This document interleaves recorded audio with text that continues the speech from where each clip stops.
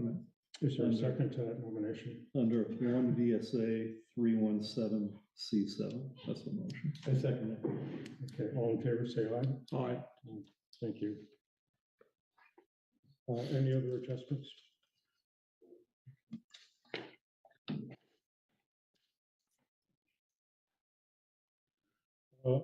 Public comments. Any public comments, Sarah?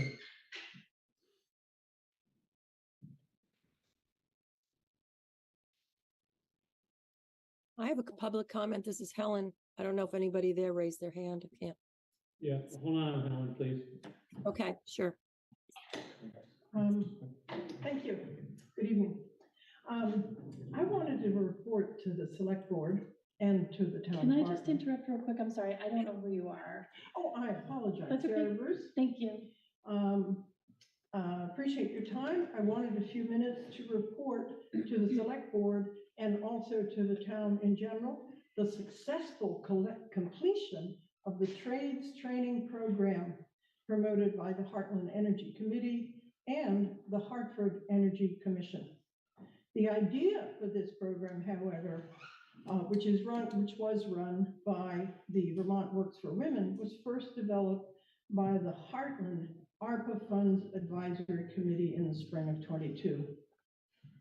Graduation is this Thursday in White River Junction with introductory comments from VTrans, the United States Department of Labor, the Women's Bureau, and Vermont's Works for Women. The program was developed for a class of 12. When we last discussed this in the select board, there was question about whether or not there'd be enough applicants. It was developed for a class of 12, but 15 qualifying applications were received. So the sponsoring organization, Vermont Works for Women, added an instructor and all 15 applicants were enrolled. 3 of the 15 are residents of Hartland, with others coming from all over the state. The residency requirement was state of Vermont resident. The training began on the 8th of August at the Hartford Area Career Technological Center, and it ends this Thursday, as I said, with the graduation of all 15 class members. And the next step for these folks, for each graduate, is an apprenticeship set up by Vermont Works for Women with local employers. So I'm just really glad to be able to come and say something very positive. And I'm hoping that the 2 commissions, energy commissions and others can continue to work with Vermont Works for Women and others to develop these programs, which basically address the problem with the workforce shortage, particularly in energy sector. So while I have the floor, or maybe the table, I just want another minute with 2 reminders for everybody, select board members and all, and also to ask for everybody's support for 2 important October Energy Committee activities coming up. The first one is for the entire month of October. That is Efficiency Vermont's called Button Up campaign, which focuses heavily on weatherization. And the second one is, I'm very pleased to say, the Window Dressers Community Build, which will be right here upstairs from the 12th to the 18th of October. And maybe I could see some select board names on the list of volunteers. I think you would find it really interesting and actually fun. So I thank you for that. Sarah, are you still short of volunteers? I understand We're very you are. short. Yeah. I would estimate that it takes about 200 people. Believe it or not, it takes about 200 people. But that includes greeters, so that's only about an hour, and people that are going to donate food, or people that are going to come and serve food, as well as the people that are actually going to put the pieces together and wrap them, etc. Sure. And how many towns are involved? It is Hartford, Hartland, and Sharon. Okay. But, and I can't give you an absolute update because I don't have this number, but we had requests from adjoining towns. And I don't know what the status was, whether or not we felt we could do them. Okay. There might be something from Brownsville or Windsor or something like that, 1 or 2 houses. Right. And Carl's presentation is separate from. Separate. No, Yes, this was okay, really okay, the good news and begging for help. That's Okay, all. good, okay, thank you. Okay, thank you very much. Other public comments? Yeah, we have somebody online. Oh, go ahead. No, please. Okay, I'm not very good at speaking, so, I'm Kelly Meacham. My husband and I own Lenax Farm. I think most of you probably know who we are. And Helen, we do have correspondence from your husband in our packets. Okay, so, and that's from No, Mark, I thought Mark. John. wrote that, Huh? John, that's your son, right? No, that's my son, yes. And that's, you mean with The bridge. the bridge. So we are just here, so the correspondence is what his comments have been to Martin, or is that, I don't know who it was addressed to, but it's, I mean, it's addressed to well, him. it's not addressed to everyone, actually.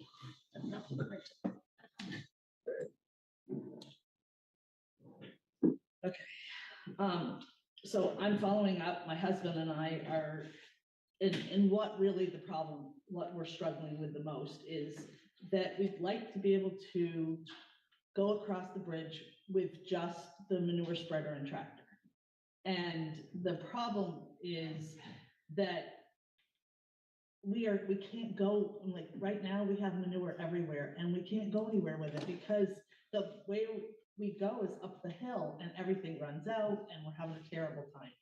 And my husband has contacted Jan Lewandowski, and he's the one that did he build the bridge?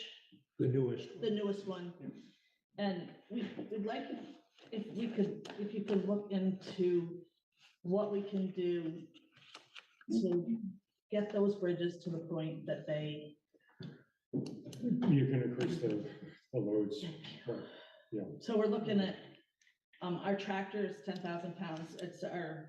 The tractor loaded with the manure spreader is another 6 to 8. So that's what we would be over. And we're, like I said, we know that we can't go over them with the trucks and full of silage. But the manure spreading, or the manure piling, because we have to pile it in the winter, it's so hard for us to get up and around and down back to those fields. And now, this time of year, places that we have stockpiled, it's running out. We have no place to go with anything. Mhm. And so I am sorry that my son was vocal. And we're hoping that maybe this can be relooked at, or what is it that we can do? I mean, I know Ed has contacted Jim, and he hasn't heard back from him. Let's say that last part, please. My husband has contacted Jan, Lewandowski. Oh, thank you, all right, thanks. and You haven't heard back we from have Jan? not heard back from him. But is he But- somebody that would be, Well, it would certainly be, to me, of interest to have him talk to the board, if he could zoom in or call in or whatever as a contractor. has that been taken any further? I mean, like, I know that it was said that we couldn't go across them. And has there been any engineer? I'm not talk to- aware of an update from the state. We were waiting to hear Right. from the engineers at the I state. don't have a recent update. The last, but I spoke with the state or with Martin on this. You know, the last true engineering report dates back decades. Right. Yeah. And They that's, were supposed to update that, weren't they? yeah, we There's, thought that. there's never been the issue is nobody's ever looked at the trusses on that bridge for load Well, testing. they did when to reopen it, they did, Jim. No, if you look back in '95, if you look back at some of the reports, there was a recommendation to have a full stress load done. But as far as I can tell, that wasn't done. Yeah. Talking with V-Trans, they're trying to program it, so they were looking at programming it this fiscal year. I don't know the status of that, especially with the recent floods. So it's not a project Martin that is out of the the town office this approves. week. Right. I expect he'll be back on Monday, and I'll ask him to contact the various people to get an update for you. Okay, and then we will continue with Jan If you would, and that then would be have good. him come back, Yeah, because yeah. we're just just wondering if there's things that we can do to make them more stable. Because of what it's doing to our small business and the hardship that it's causing us. And how many trips do you think It's twice a day. it would be twice a day? Right. I mean, we have other places that we pile across the road. In our field, we have a place to pile there, Right. and a couple of other places, but, so it wouldn't be every day, but it would be enough manure to Yeah. cover those fields. Yeah. And the two weights that you mentioned, the tractor was 10,000, 10,000. 10 and 8, yeah. Okay, and 8 was the other one? Yeah. Okay. And the 8,000 is loaded? Yes, within the Yeah. next one?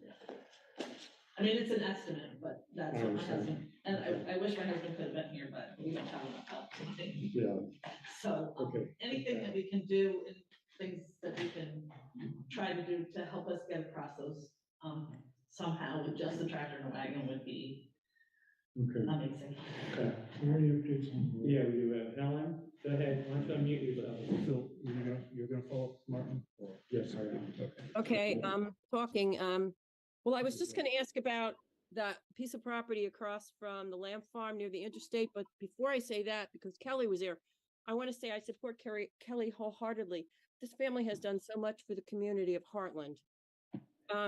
They take care of that stupid water system up there in North Heartland, and that Kelly's in the school system does so much, and this farm is their complete livelihood. So I think that extra consideration should be given to them and their farm. That's my statement about that. But the first thing was about if anybody has heard anything about that property across from the lamb farm near the interstate where the supposed farm stand was going to be put. Does anybody know anything about that? What's happening with it? Go for it. This afternoon, I received a letter from the National Resources Board, District 3 Environmental Commission. The SM Farm Shops permit has passed. It's a 23-page document, came at about 25 for me, so I'm not any more familiar with it other than they met the requirements and the project will go forward.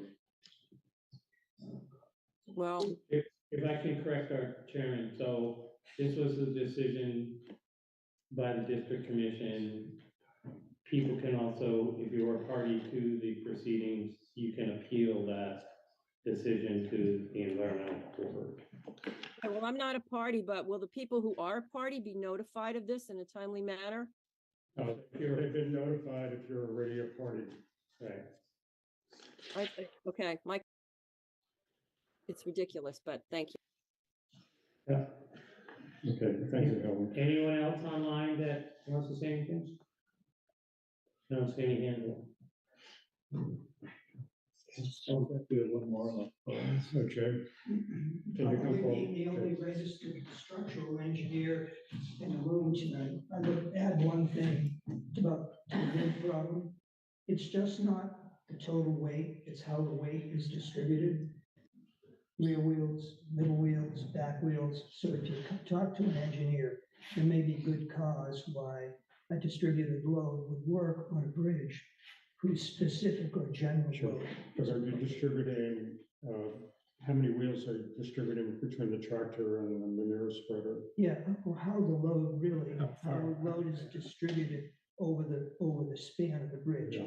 A point load is spread, but that will play an important role in the answer to the Okay. question. Thanks, Dan. Thank you. Thank you very much. Okay, other public comments? Okay, going on to the first old business, the Cowdrey Salvage Yard. We have in our packet the poll that we worked on at the last meeting. Both Jim and I took our edits, went through them. The edits came both from our town attorney. And in addition, we updated the site map so that we had dates on it and references. Um, Dave, you're with us tonight. I'm not sure if you had a chance to look at the final document. Yeah, I did. Are you okay with it as written? Yeah, I mean, we're talking about a place for cars, right? For the salvage Cars, cars, yes. not like construction equipment, not any farm equipment or anything like that, no. If it, Dave, we've gone through this, if it meets the requirement, excuse me, Sarah, I can't hear up here, okay. If it meets the definition of a state salvage vehicle, then has to go into the salvage yard. So if But that tractors- equipment, if that tractor starts and stops, has all its components on it, then it's okay. That's the interpretation of the state. So let's hope that that's, that all those pieces of equipment meet that description.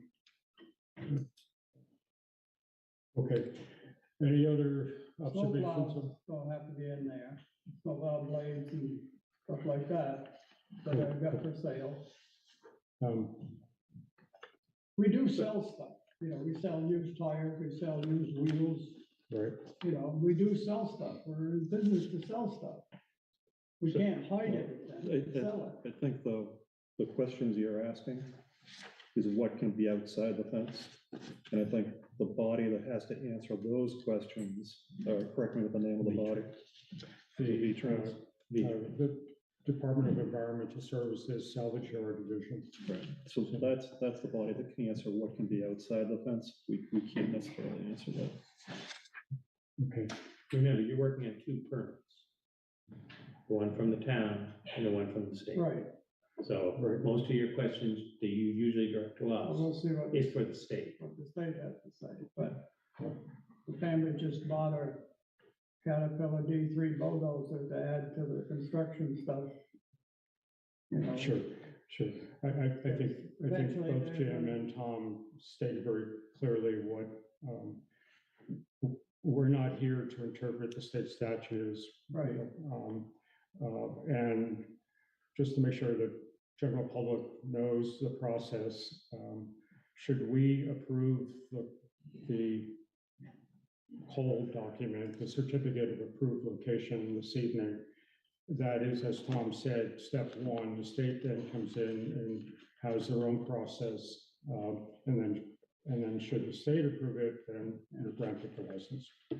Well, I'm regrading everything where you looked at, Yep, and Martin came up, I had him take pictures, so I know I weren't burying anything. okay, That's the pictures. Yep. And some of the fills coming from Lord's Road, cleaner culvert for the town. And there's a culvert up there that's got 40 feet of sand this high. You can't even see the culvert hardly, so I'm up there cleaning that out, bringing that down, spreading it around. so is that inside the site you're talking Yeah, about now? Yeah, the site's gonna be all graded flat, Okay, because it's basically a parking lot. right, So it's gonna be designed like a parking lot. good. I'd like to make a motion that we approve the certificate of approved location for the salvage yard property of David Cowdrey, 559 Vermont Route 12, Hartland, Vermont, dated September 18th, 2023. I'll second. Okay, there's a first and a second, all in favor, say aye. All right. Aye. You've got our approval. Okay, I'll notify the state tomorrow You will, and get this document to them. But yeah, thank you for hanging in with us and good luck with the next step. Thank all of you, Okay. We'll get it all sorted out. Okay, great, But it's gonna look a lot different next time you come up with that bulldozer. okay. Okay, thank We're you. counting on that, Dave. Yeah. Um, Okay. Just a big sigh, there was a lot of work that was just completed there. Okay, next item is the North Hartland Schoolhouse Committee. Ariel, are you Good evening, Ariel Arwen. So Martin wrote a week or two ago asking if, he wrote to me and Rebecca Gordon, but she's not here. She's online. Great. Because we had expressed interest in the North Heartland School months and months ago, that day that Martin met a contractor there and Jim, you were there, and we were just walking through to see what it was like. And so we raised the idea that perhaps there could be a committee, I would assume mostly of North Heartland residents. And I think, Phil, you had said that you had heard from some other people too about that idea. I don't know who those people might be. I don't know, I haven't heard. So I think what Martin wanted me and Rebecca to do was just talk to you and see if it made sense for us to try to initiate a search committee for committee members. And so I'll just tell you what I told Martin my thoughts were, which was simply that, the school came to people's attention months back when that fellow was thinking of renting it for a woodworking business. And that didn't happen, as you know. And so my notion would be, and I'm just here to talk to you, and, basically it's what you all want or don't want to happen, but my thinking went this way. It's like, for people in North Heartland to envision what might be an interesting use for that building, or if the building is torn down, a gazebo, or a visioning process. Whether or not it would happen is a complete question mark. And as we noted, that Jim in particular noted, like, the building needs a lot of work to be safe, if I recall. Well, you have ADA compliance issues, and you've got kind of remodeling issues, bathroom reconfiguration, stuff like that. Right. So, And then in addition to that, the Energy Committee recently with Martin tried to get an audit done for how insulated it is. And the people who did the audit have fallen down on the job of writing a report. So that would be nice basic information. So maybe we're starting from scratch for that, or forgetting about it for now, don't know.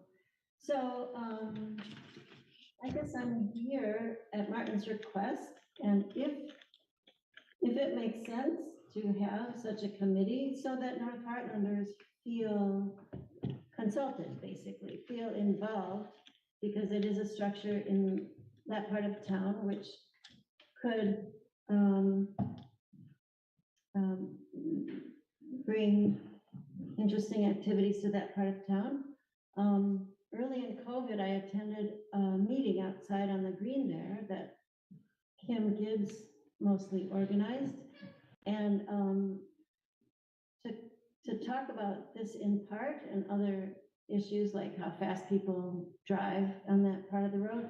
And I remember that Amy, who used to be the children's librarian, attended that meeting, and she had the idea that, at least in the summers, I'm not sure, the children's librarian could potentially do some programming there that would be more easily accessible to the North Heartland kids. So that's one example of ideas that have been floated in the past. So I'm basically here and saying that I would be willing to see if there are any North Heartlanders who want to be on that kind of, like Kelly Meacham was just here. I've never met her before. And Kim Gibbs, I met that day, and Anna Mahia lives, I know a handful of people, but I don't live there. So, but I would be willing, as a person who try things, to see if there are any North Heartlanders. And they would have to understand, I think, that even if they had ideas, they may not come to fruition, there might not be funding possible, but it's just to give them a voice, like going forward. and thank you to Rebecca for offering to do this work. I think we as a select board would be very interested to explore options as you describe them. I'm familiar with the library program, and they were looking at actually some grant monies. So what we have done in the past is to create a charge so that we're sure we're all on the same page, both the people who are going to be the committee as well as the select board. And we can begin just drafting a very simple charge. And then I would sort of say, let's keep a dialogue going as to how to bring some folks together and to have this discussion. I think we're all in agreement that the whole property where the schoolhouse is very valuable and it's used by the community. I think that the target for the project is really to say, what can we do with the schoolhouse? Other thoughts? I'd like to know more about the energy audit and what's going on with that. If you have to do it again, can you use MRF funds to start all over again? Want me to answer? Yeah, that'd be great.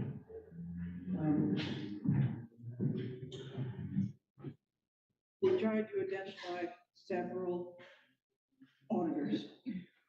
And this goes back 2 or 3 years trying to get this building and also the Brownsville Road Children's Center done. And the first guy pulled out, didn't want to do municipal energy audits. That was probably 2 years ago. So then I found this one, who, Bob Reuter of Vermont Energy Works, I think that's the correct name, in Shrewsbury. And he agreed to do, this was set up with Dave and Bob, and he agreed to do both buildings. And I can't tell you for sure what the price was, but that was all settled, excuse me. And he eventually did the North Hartland School building. That was done in last March. And Martin started calling him probably by June. Oh, I'm fine, Sam. Trying to get the bill in for fiscal year. Right. And he wasn't getting responses. So Martin called him 2 or maybe 3 times, and we were getting nowhere. So I said, do you want me to try start calling him? So I called him, and the first 2 times Bob Reuter answered, and both times he put me off. I'll call you back next week. I'm very busy. I'll call you 2 days from now. He never called me back. And when I called back again, I was only getting a machine that said the voice inbox was full. So then I asked Martin, I said, you want me to try the son, John Reuter? And I did. And John Reuter is the fellow who actually did the audit. Evidently, father and son were there. And the audit has been done. It's just we can't get a response from them to give us the report. And when I left messages for John Reuter, I did specifically say the town is trying to consider what to do. What's the best use for this building? Right. So we really need it, trying to encourage him. But the last message I left for Reuter, the son, was, I believe, the 25th of August.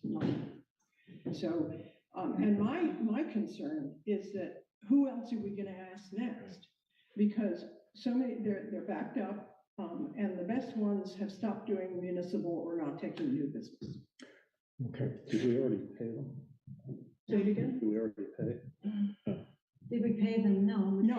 No, we haven't received the bill or the report. And the cost of the audit, I think it was around 600, and It was came 500 out or of 600. Came out of the Energy Committee budget, and the proposed budget that we just did includes another 600 for some audit of something.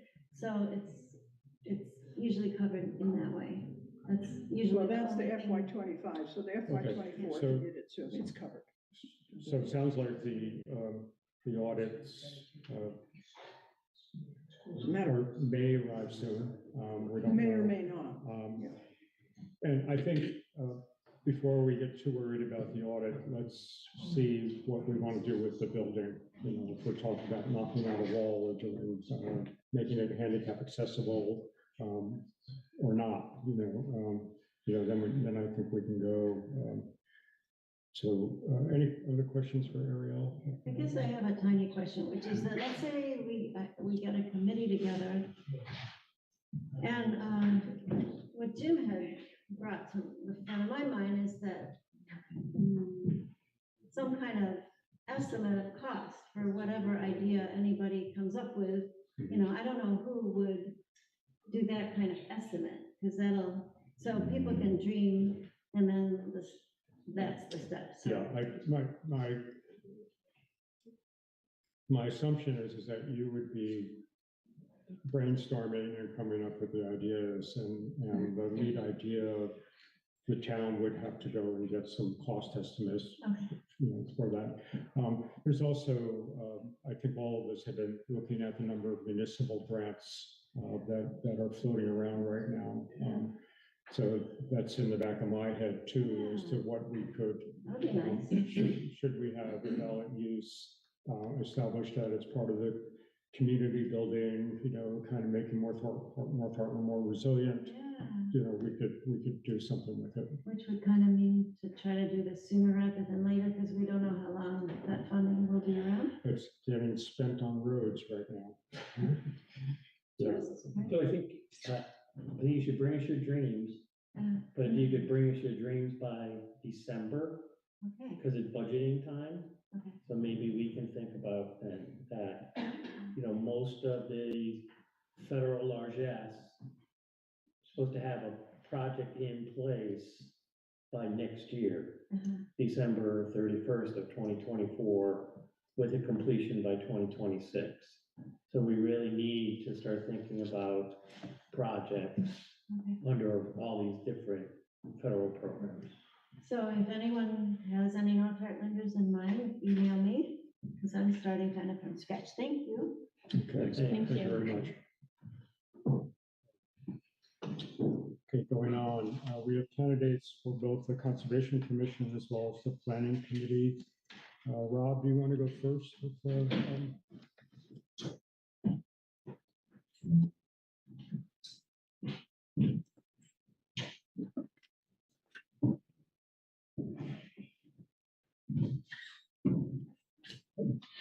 So I'm Rob André. This is Will Moore. David Sleeper, who was on the Conservation Commission, moved to Taftville recently, and so he had to leave the commission. And so we had an opening. The position was posted on listserv several times, and we had one person who expressed interest, and that was Will. So he has come to a couple of Conservation Commission meetings. The commission has talked to him and likes him, and at our last meeting, we voted to make a recommendation to you that will be appointed for the rest of David Sleeper's term, which would be until April of 2024. And then hopefully, if everybody's still agreeable, we would then ask you to reappoint Will for a term of his own. Right. So that's where things stand. Are there any questions for Will? Will, we have your resume per se, or your application here. Any questions? I've met Will in the past. I'm familiar with him. Okay, great. Well, Rob and Will, what we've been doing, we'll do. We'll have an executive session at the end of our meeting. And I'll let you know tomorrow, since Martin isn't here. Thank you. Thank you. I appreciate, we always are eager to have volunteers for our committees and commissions, and so thank you very much. Thank you. Great. All right. Thanks. Jan, Jay, are you?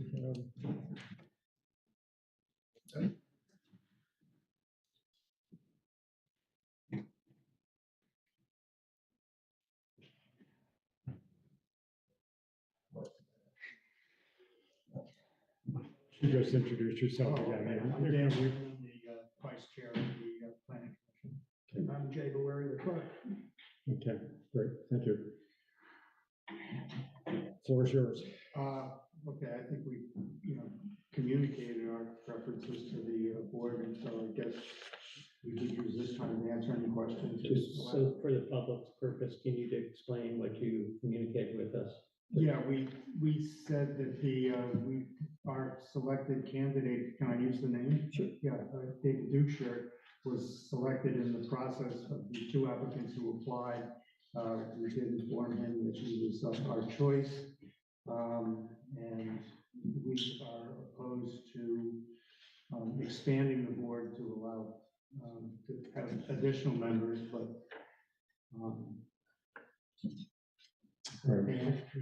Actually, I do have a And question. we have three candidates. well, the third candidate came forward after we had done the interviews. I said, So that was the problem. okay, And it was feeling of we don't want to go back and just reopen the process, especially since we've Okay. already informed one who came to meetings and was, very interested and, Okay. happy with him. And so it just seems to be not the right way to do it, to Sure, reopen the sure. process at this point. There's openings all the time, so people Okay. are free to apply and we'll consider anybody who wants to apply. Both David and Todd have been to numerous planning commission meetings. We know them both fairly well. Our decision was unanimous for David. Rebecca said that in the. Okay, well, So thank you for saying that publicly. Okay. The other And issue, I did ask, Martin actually asked, and we didn't hear, and I wrote, you were able to have, you contacted both candidates that we're talking about.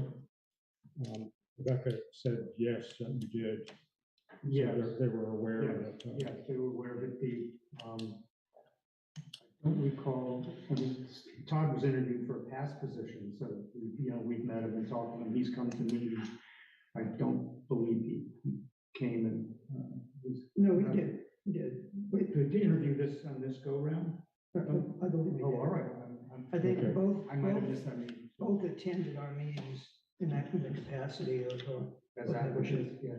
Okay, that was important to me because we just don't have that many volunteers, and I want to make sure that if someone is volunteering, they get Oh, yeah. exposed. Okay, any questions at all? I would add one other thing on the notion of the 10th person. The planning commission was established in 1965, 58 years ago. I can only speak from 42 years of being on it, that there's always been 9 members. 9 members is an odd number. We don't want 10. We don't need an even number. We don't think it's necessary. I would ask you, what's the purpose of the 10th person? The bylaws did not say that. I read the Yeah, no, bylaws. the bylaws don't speak to it. There is a state statute that says between Okay. 3 and 9, select boards Right, do have the authority with non-elected planning commissions to increase it. So we're not challenging your authority to do it. We're just saying, right, at least the statute contemplates that there should be a pretty good reason to do it. sure, So, okay. But we're interested in the reason why a 10th. Would your board operate better with 10 select board members? I'm not sure if I see the relevance here, Kate, but thank you for bringing that to Well, our 10. attention. Additional members has not been a part of a public discussion. Right. Right, there's been no discussion about, publicly about Yeah, expanding the. yeah, and we informal communications with us, I guess. would be a way It to hasn't been a characterize dis- it, it but has was not even- been a that was even discussion being topic. contemplated, yeah. Right, but of the if select board. But if that comes up, we're going to introduce it in a public discussion and debate. absolutely. Yeah, okay. Yeah, so, All right, okay, thanks. so the same process that we've established probably over a year ago or so, one half, that we'll go into executive session and do that. And should I reach out to you, Dan, or to Rebecca? Yeah, Were there- maybe Jay would be the, because he's had, he probably knows had a rough summer, but but he is the clerk, so. Okay, great. But feel free to copy. So, Mr. Chair, while we have the clerk and the chair, can we just ask Vice them Chair. briefly, Vice Chair, what's going on with the townwide survey? What's the status report on We're that? meeting this week with Millmore, who's has a lot of experience in this. He's forwarded us his take on it. We're pretty close. Yeah. And, you know, Close meaning, when do you think you get it out? well, we meet first. No, you can give me a month. A month? No, give us Like what in month? December, January, No, April. Yeah, I would say November at the latest. That might be proved to be overly optimistic, but we are close. Yeah. Mill Moore was one of our consultants, I think, 25 years ago on the process. And he came in, we think that Phil had suggested that he talk to us, which was a good idea. And so he came in and we reminded him of past business. He had read our document. And then he said, well, listen, why don't we get together? So a committee of two was formed, Dan and myself, to meet with Mill, to take what his thoughts were. He offered us no great selection of subject matter at our meeting that he showed up at. So we've decided within 2 weeks, we're gonna meet with him, probably just maybe even tomorrow, the next day. The planning commission didn't want to go back and review a year and a half's worth of work. So Dan and I are gonna talk to Mill. He's prepared sort of a summary that's based on our work. So we're well along, and he seems to have pretty much just reorganized the sentences and the questions. So we're thinking that Mill will not slow up the process, and we wanted to do it in September, and September turned into October. So yeah, if Dan suggests that, end of October, that's really what wants to happen. Thank you. Yeah, and just for my colleagues, Mill Moore is a Hartland resident, a neighbor of mine. He had asked about the survey and kind of opened the door, and I'm glad you're able to use his expertise. No, he's been a big help so far. Yeah. Yeah, thank you for the suggestion. Yeah. And just an idea, I want to float, naturally, it's up to you guys how you want to approach this. But it might be good, once you have a finished product, to test it, like town staff, select board, just to test the survey and see if it feels like it's, Sure, and I know you've asked us for questions, but what I would like to do is let us have a chance to see what the document is before we. You do have what we've gotten so far, haven't you? I haven't seen it. I haven't seen You haven't anything. seen it? All right, there's no, it's not a secret, so. No, I'm not No, all suggesting right. it is. We can get it to you. so. Part of that is my fault because the clerk usually sends things up, but I've been busy for the last month and a half. But now I'm back in, so my job is back, and so I'm in charge of communication. So I'll make sure that everybody on the select board or anybody else in the loop will see. Well, I would suggest maybe wait till the end of the week when we have Mill's input, and then you'll see. But because what he has and what we have are pretty darn close right now, but it would just be, we could get you one thing that we feel is pretty close to what's going to end up being the final product. That would be more meaningful, so you can wait a few more days. That's great.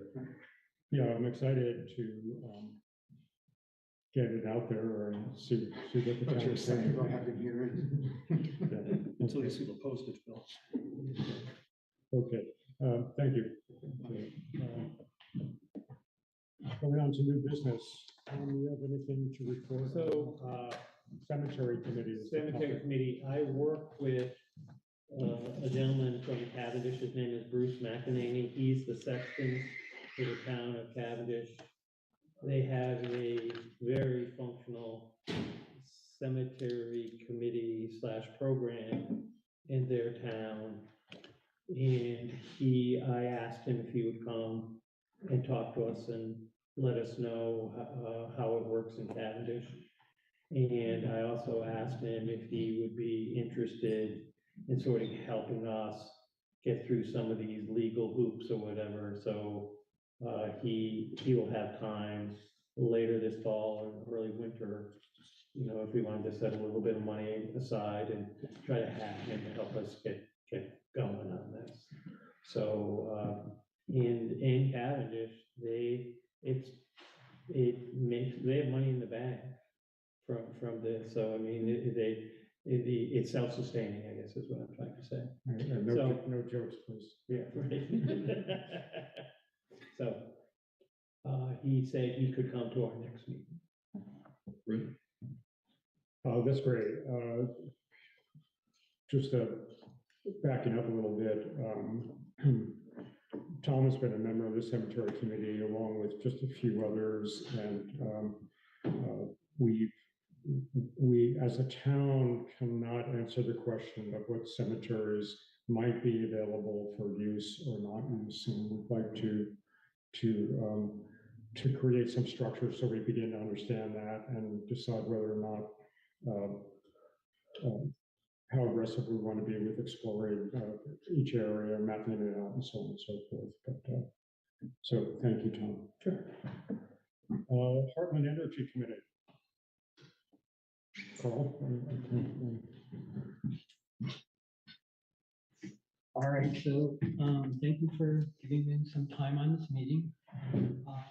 Did you get a Route 5 bicycle corridor in your packet? I just saw it today. I didn't get it, but I just saw what the project is. Okay, so also a Vermont energy picture handout. You didn't get it.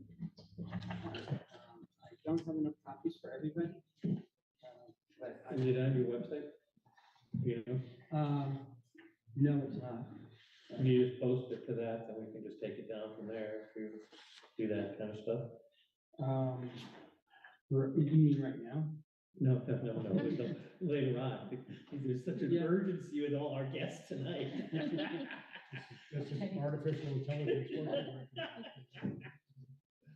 Trying to save trees. Well, let me give you something to look at while I'm talking. So this is primarily what I'm here for, is to ask you to support this. I didn't identify myself. I'm Carl Kennedy with the Energy Committee. Because I can look on. Okay. Do you have?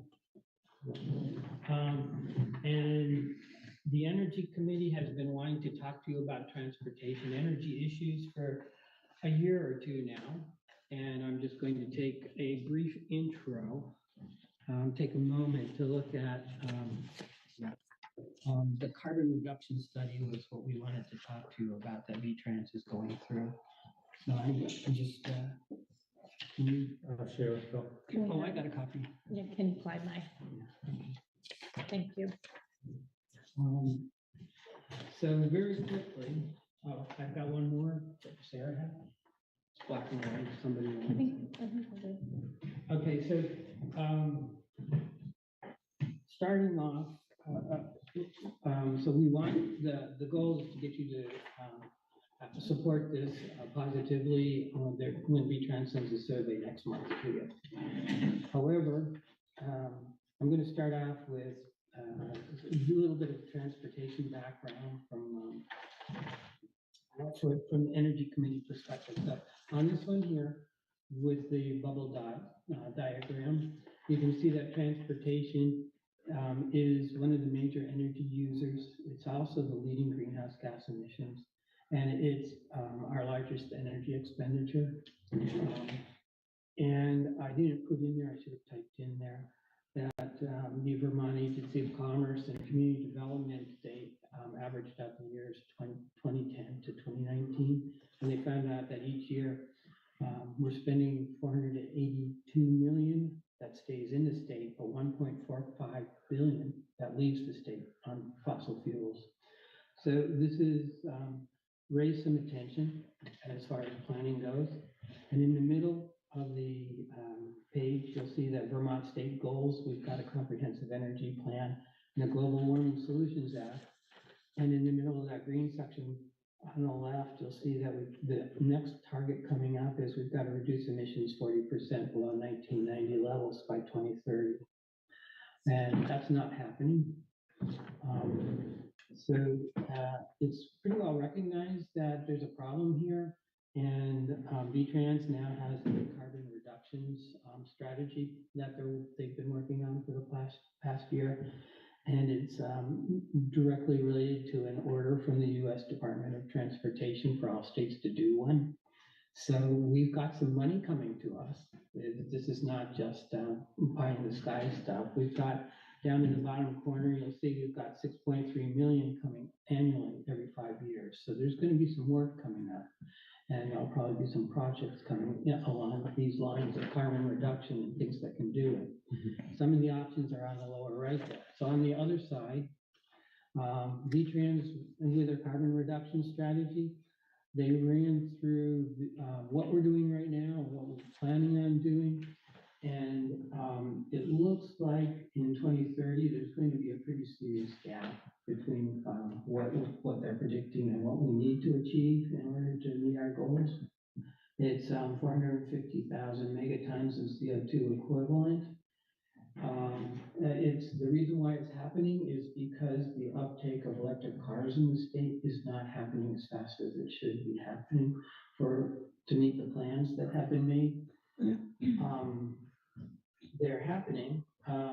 Last month, we just passed 10,000 registered EVs in the state. So it's on its way, but it's not happening fast enough for us to meet our climate and energy goals. And in the middle of that page is a list of the carbon reduction, results of the carbon reduction model. So I've highlighted the bicycle and pedestrian network and the micromobility sections. And that's micromobility is where V-Trans lumped e-bikes. So their e-bikes are into that. But if you add all of the methods that V-Trans has at their disposal for reducing this gap, it only comes up to 4.2% of the gap. So we've got a fairly serious problem that we don't know what to do with at the moment. Bicycle and pedestrian or micromobility, even though they're 0.5%, is still a significant amount of that 4.2%. And it needs to be strongly encouraged because it's one of the better tools that we've got. And then I threw in down at the bottom, out of all the options that V-Trans has to use, you'll notice that bicycle, pedestrian, and micromobility consistently have some of the most positive co-benefits that are out of all the choices that V-Trans has, in air quality, mobility, and health. So moving on to the bike corridor. So you're hearing anything that someone who's been looking at trying to buy an electric car? Yeah. There's no cars out there.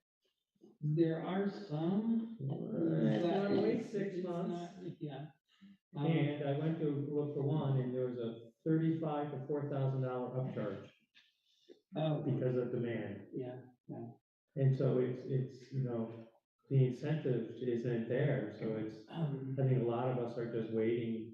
Hopefully, there's going to be more electric cars produced, and you're not going to have to pay 10% more or whatever it is to buy a car or look at a used car market. But I've heard that the incentive, the state incentive, is slowly being drawn down. So there's some models are moving. Or the state incentive isn't very large for the number of people that are participating. Yeah, I was at a drive electric stakeholder meeting a couple of weeks ago, and Dave Roberts was commenting that it's holding up pretty well this allotment around. I think it was somewhere around 5 million that's left. So he expects it to last through to the next session, but it is coming down. Yeah.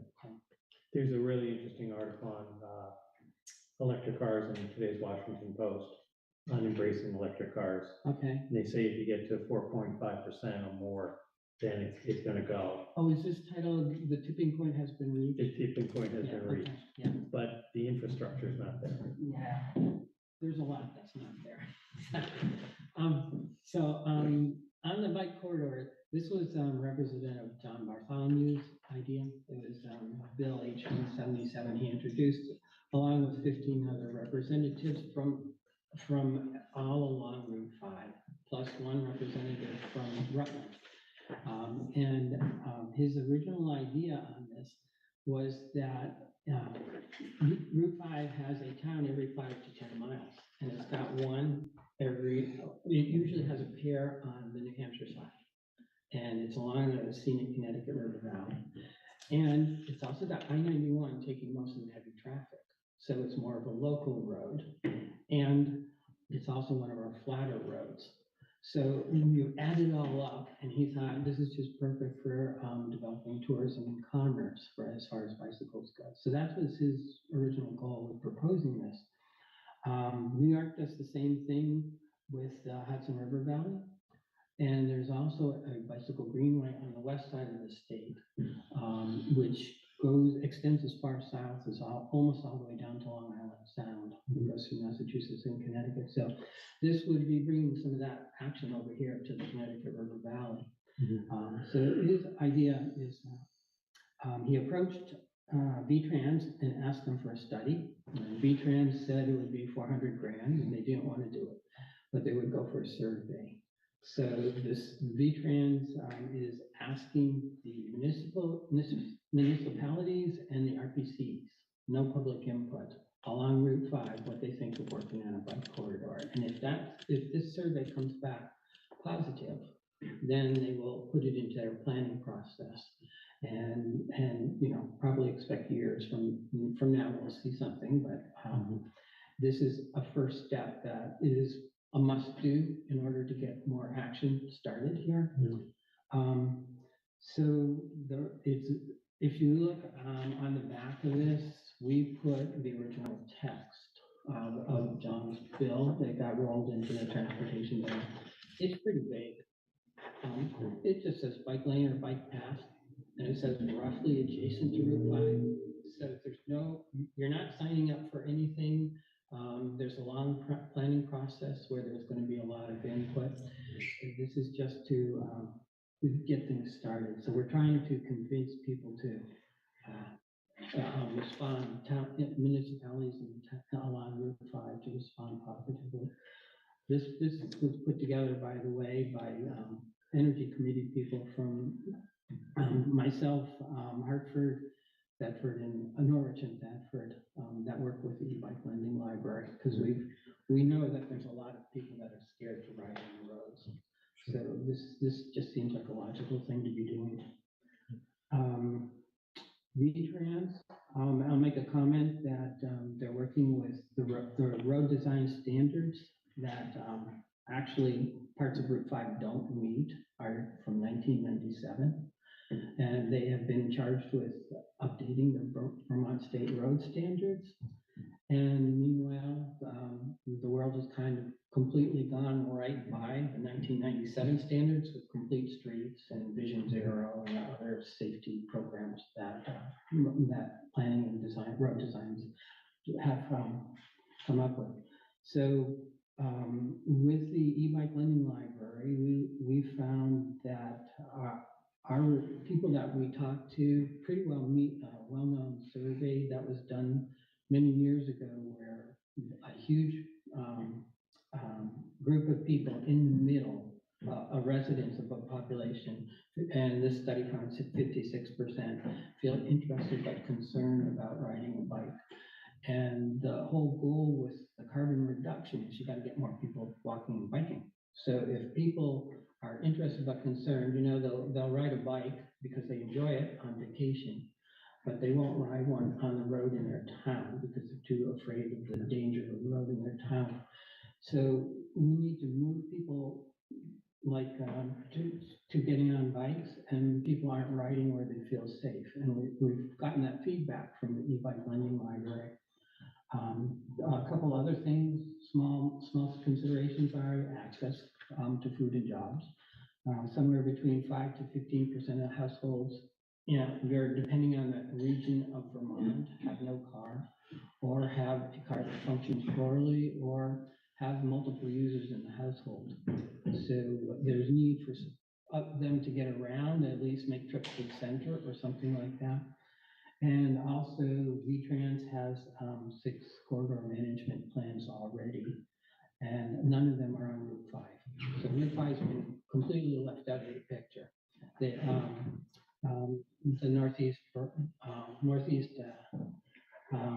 Regional NVDA did do a small management plan, but it was only for Lindenville. So Route 5 needs some serious looking at. And if you vote to respond positively to the survey, I'll tell you that other supporters, I've been talking with the Federal Rails to Trails program, and they want this to happen. There's a huge missing link where the rail trail comes out from Concord to Lebanon and stops.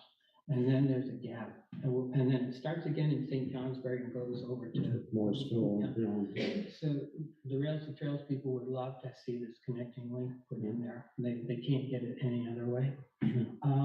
The Natural Resources Conservation Service, Iaquinchi District has voted to support this because this improves access to the river. Our e-bike library supports this. I know that Bellows Falls Community Bike Project supports this. They've been trying to get the word out down there. Most likely the Connecticut River Joint Commissions will support this. I'm talking with them next month. And it's already an official scenic byway. So all told, so going from the federal to the state, I'm getting fine grained here. Between 3 and 4 corners is 1.5 miles. And between 3 corners and North Hartland is 4 miles. And these are easy distances on a bicycle. And with an e-bike, it's really easy. So we don't see people riding there. It says something about the roads. And if you look, between St. Johnsbury and Springfield, Hartland is the 3rd biggest town. We've got Hartford is first, Windsor is second, and Hartland is 3rd. So we should have more people bicycling here than Norwich or Thetford has, and we don't. And so that says something about the roads, especially between 3 and 4 corners. But the survey's going to be about Route 5, not 12. So this is something that's a start to get them to get VTrans to recognize that there's a problem here. There is some interest in town. There's 2 bike clubs here in town. One that I've tried to start, I put out sign-up sheets at Earth Day and at July 4th, and I got 31 people right away.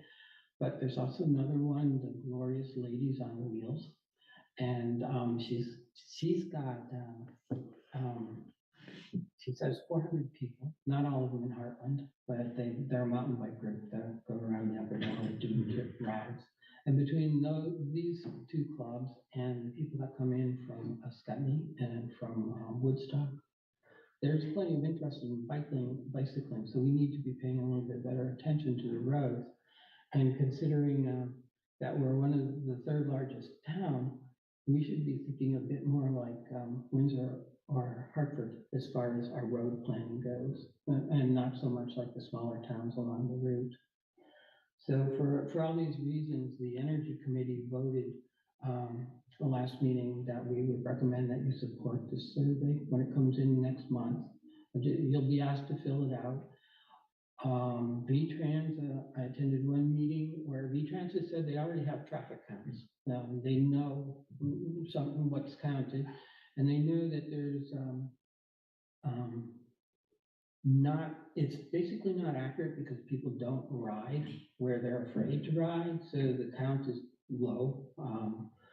I was talking with one planner, and I remember a story I heard a planner say, you can't measure the need for a bridge by counting the number of people swimming across a river.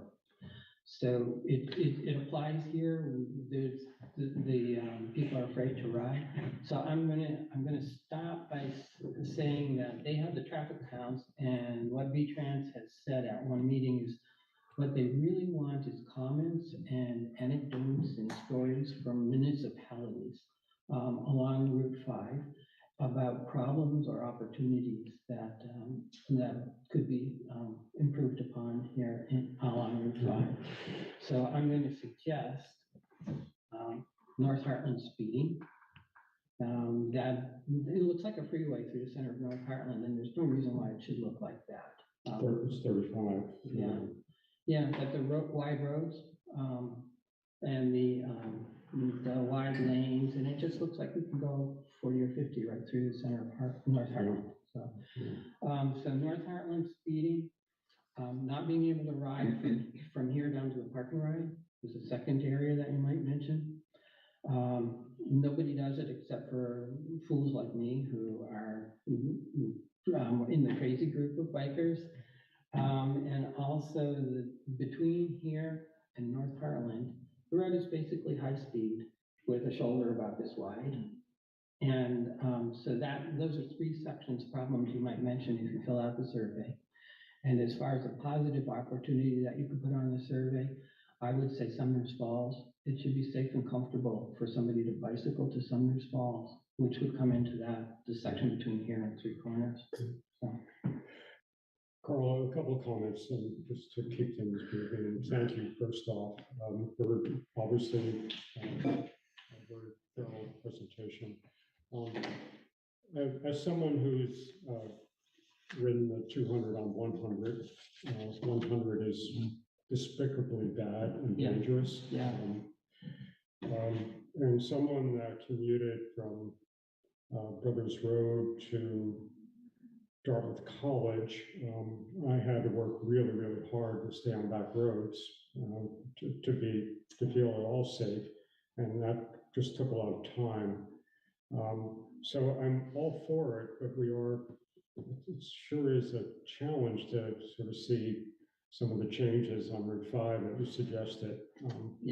I almost stopped my car a few weeks ago on Route 4, but I couldn't find a place to pull up because cyclists were riding on Route 4 in some of the more narrow sections between the Hartland Road and the Route 12. And their signage, but yet they don't pay attention to it on that part. So that's me. As a select board,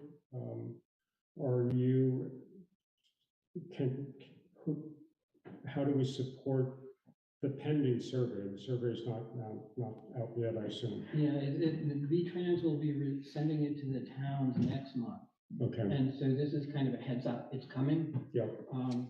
And we would like you to fill it out with saying, yes, this sounds interesting, and here's our problem and opportunities. Yep. And V-Trans is going to be summing up all the towns along Route 5 and then issuing a report back to the legislature in January. Sure. So there's. And the legislation talks about using two rivers as a partner. Is that all the RPCs are getting surveyed as part of this survey too. Okay. It's interesting that you mentioned Route 100 because V-Trans has decided to add 4-foot shoulders to 11 miles of it from Killington north. Which is for Stockbridge, which is something that which would be similar to what we'd be doing, looking at here. I'll be out there. Let me know where Do we need like a motion to do this, or do we just want to turn this over to the I think we chair? need to get the document first. Would you suggest with that? I would say it's not really a document, it's just a survey. Yeah.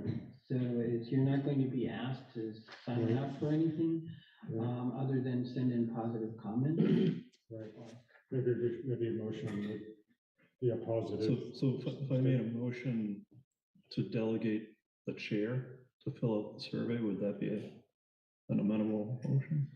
I think we all should fill it out. But it's one survey, I mean. Well, Is it going to all residents, or is it just one survey to one town? Only municipalities and RPCs. Yeah, Oh. so there's one for the town. Sure.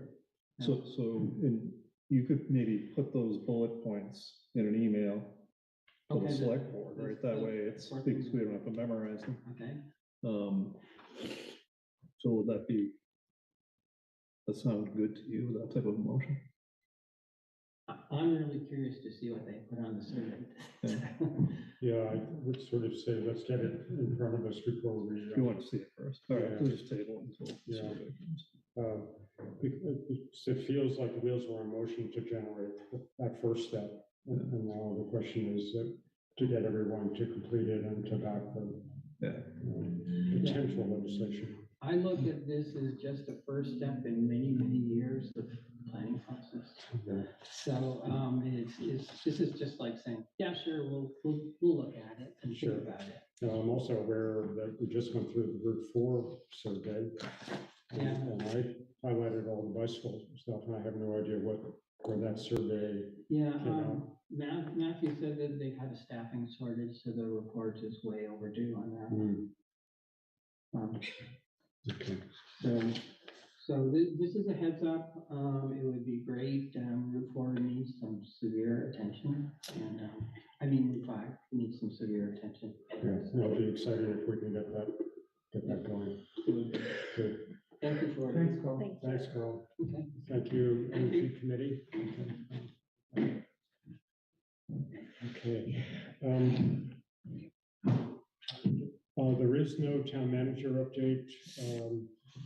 And we've already talked about the correspondence that's in our, Can I just make one point on correspondence? We had correspondence last week about the speed limit on Hartland Hill, right? Which we, it's reflected in the minutes. right, we kind of briefly discussed it, but is anybody circling back to that person to say, give them any response? I don't know that. I mean, I guess we just got to decide how we're dealing with the correspondence. Do you want some more? No, I just didn't know if you wanted to come back. You were talking. Sorry. I have I'm printing up a batch for the UVEV Expo coming up at the end of September, so I will. Well, Do you have them in digital format? Yeah, I You could could send them do to a us. PDF. Yeah. I apologize that you did not get that material. I didn't know, Martin was away and it went to him. So you'll see it at some point. Electronic. So, Okay. okay, so Tom, I'll mention that the Expo, there will be people there you can talk to about the lack of cars. Good. It'll be in Lebanon. It's in behind. Yeah, I saw there was something, I got an email today on Yeah, Drive Electric, put an email up. yeah, he's doing a gun haul job. Yeah, on the 30th, I think. So my only point, Bill, is we probably need a process to respond to people that write. Yeah, wait.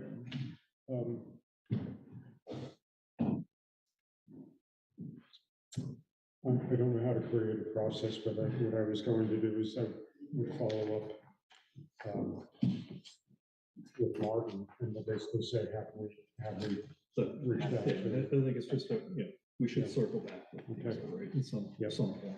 It doesn't have to be conflict.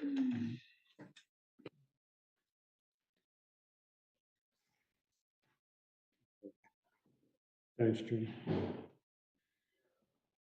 Okay. The future agenda items, we just talked a little bit about the planning commission getting us a copy of the survey. The capital program plan, is that something we started? or- In fairness, our previous town manager had a basic one kind of year outline without a timeline, so I did flesh that out a little bit. Okay. But that's better off left for when we have a new town manager and we'll work through it then. Okay. There's personnel policy or employment policy that did start to, in my spare time, started to cross-reference our old policy with the new VLCT standards, so we make sure we're not losing anything. Yep. My next step is to sit with Martin and try to get the correct kind of benefit information and policy information into it as well, Okay. which I'll then submit to the board and we can discuss it at a future meeting. Okay, sounds good. And the audit, we reviewed it at the last meeting, the findings at the last meeting. Where do we sit? The thing, I just need some time to get to that and read it Okay. myself, and maybe I have a couple of questions when we get a future meeting. Okay, so if we had Like questions, the we're auditor. going to come in, Right. have them come in. Or via Zoom, right? Okay. Do the questions and approve it. Okay. And then, before we go into executive session, I would, I'll take a first stab at a charge for the North Hartland School Committee, but then I'll be looking for your support on that. Yeah. I will follow up with Vince tomorrow, and I will follow up with Martin on both the weights on the covered bridges as well as what we just talked about with the Jody piece. I just have two quick things on the future agenda. It should be fiscal year 23, I believe, for the audit. Yeah. And then the other thing that we need to talk about is, you know, we have a pending shortfall, not shortfall, but a pending need to fund the rest of the Three Corners project once the bond money runs out and the grant money runs out. So we should just have that discussion warned and decide how we're gonna fund that, whether we're gonna try to tap the highway fund, which may be very sparse at this point, or another. Right, I mean, I thought, yes, I mean, we can continue that discussion because we've already identified the reserve monies in, that was, when we decided to go forward with the project, that was the decision. The that we made at highway, that point. well, we never made a formal, we never had a formal vote to go after that fund, that money. I think it made sense at the time. But now that fund may shrink by up to $300,000 from where it was, right? So the balance might not cover Three Corners. So maybe we should just ask Martin to make a recommendation to us. Yeah, I think we, I agree with everyone. And I also agree that we don't really know. We couldn't discuss it tonight if we. No, so I'm suggesting as a future agenda item. In the research with VLC, they did say, although it's a gray area, as a select board with fiduciary responsibility, we should have a vote to distribute that money. Okay. Right? Okay. Good. Okay, then I'd like to, Before we do that, can I just, since we're on camera, let everyone know that there is a public meeting for the safety and policing. Public meeting will be next Thursday at 7 p.m. I can't recall the date. Is it the 28th? I think it's a Wednesday. It's Thursday. It's Thursday. Thursday at 7 p.m. next Thursday. So I just want to make sure, since more people watch the select board meetings, How that, are you putting that in the paper or anything? yeah, Kevin Geiger will be there to help facilitate it from Two Rivers. We'll have a poster up tomorrow. We're gonna have a poster. Thursday, We're gonna do some sandwich boards in North Yeah. Hartland. 7. 7 p.m. Yeah, 28th will be next Thursday. then that's correct then. Yeah. Yeah. Great, that's So exciting. I just news. wanted to, it just popped in my mind. So now we have a little bit of logistical complexity here because we have to go into executive session, I think, for Merrick Campbell, come out, have a vote, then go back in for appointments and evaluations, those discussions. Sure. Come back out. Yeah, so kind of back online, another vote. and Because then we have adjourn. to, So we do appointments first, since we have a guest. The Appointments are gonna go quickly. No, I was talking about, I So agree. that would technically be 3 executive sessions. Yep. 2 for the same item. Well, I think we can, combine the two if it's under the same board or. yeah, and we can, I think we can dismiss CATV, although there'll be an action on naming candidates. Yeah, but I mean, we can maybe a point of order with VACTV. We can pause the recording, right? Come back in, unpause it, have a vote, pause it again. I mean, we have that capability. Yeah. So we can do the votes in public. If that makes sense. So before we go, I just want to recognize Kurt Peterson. He has a message. Martin told us the state is probably going to provide funding for road repairs and the highway fund would be reimbursed. Kurt, they were having discussions. I think the state is still waiting to see whether or not FEMA is going to include July 21st date in the emergency declaration. And then if that doesn't happen, then I believe they're hoping is that the state of Vermont is going to provide funding to the town. But right now, there is nothing that is, we're still waiting to hear. Does that answer your question? If I may reply, At the same time, Martin was saying that, in fact, he told me one-on-one that FEMA is definitely not going to include the 21st flooding in their reimbursement. And that, Just last week, they added another date. So maybe I'm more optimistic than Martin. So we'll keep trying. well, it was right after the last meeting, so it was more than a week ago that he told me that. So maybe things have been. Yeah, I don't know. I know it still has not been. We still don't have the 21st as part of the declaration. Yeah, there are a few other towns too that have other dates other than the 21st that fall in the same category.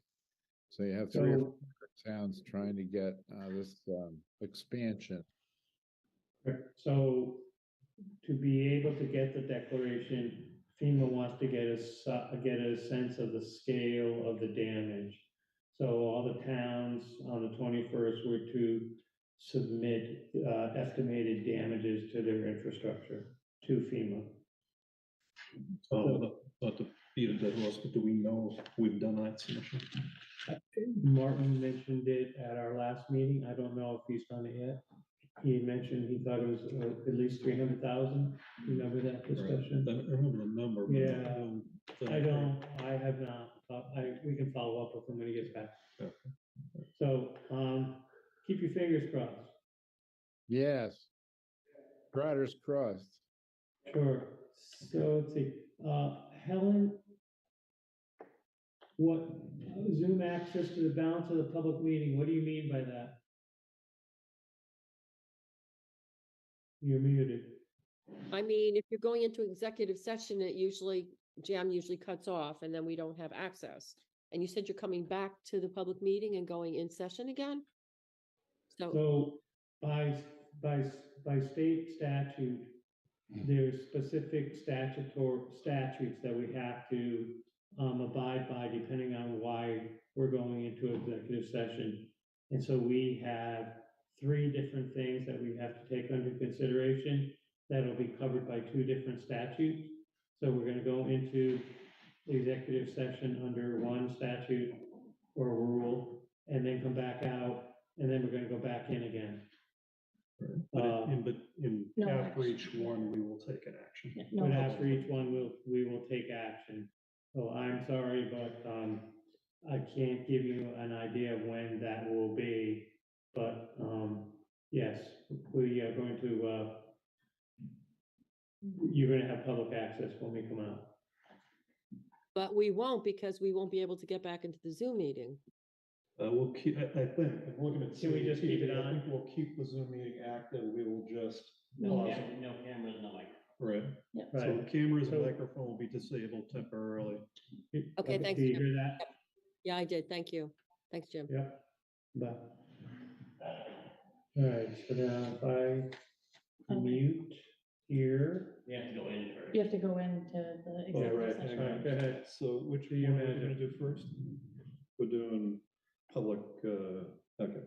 So I make a motion that we go into executive session under 1 VSA 313, lowercase a3, to discuss the appointment, employment, or evaluation of a public officer or employee. I'll second it. All in favor, say aye. Aye. All right, okay, great, thank you.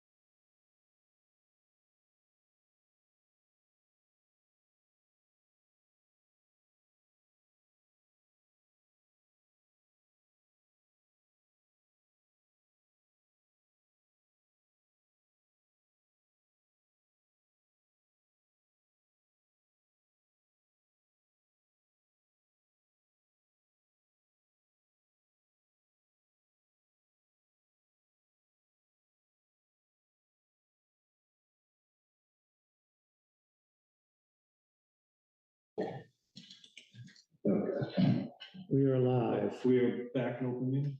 We're back in open meeting. Okay. Should we do? I would entertain a motion for the Conservation Commission membership. I make a motion that we appoint Lenore. to the Conservation Commission to finish up with the existing term. I'll second it. All in favor, say aye. Aye. Going on to the Planning Commission. Make a motion that we appoint David Dukeshire to the planning commission. I'll second it. Second, is there to the existing term that's To open? finish the term. I vacated don't by know John. that.